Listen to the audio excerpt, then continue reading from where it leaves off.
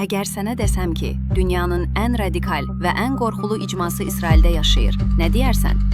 Və desəm ki, hətta İsraillərin bir qismi belə onlardan çəkinir, onda necə? Hərədilər, özlərini dünyadan tam təcrid edən qrup, xarici ilə danışmırlar, qadınları evdə belə çadrayla gəzir və onlara verilən əsas missiya budur, hər il uşaq doğmaq.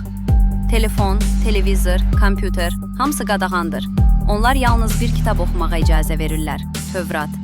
İnancları da aydındır. Yalnız yəhudilər yaşamalıdır və yalnız onlar idarə etməlidir. İsrail dövləti belə bu qrupdan ehtiyat edir. Çünki bütün həyatları oruc, dua, təcrid və dünyadan tam ayrılmaq üzərində qurulub.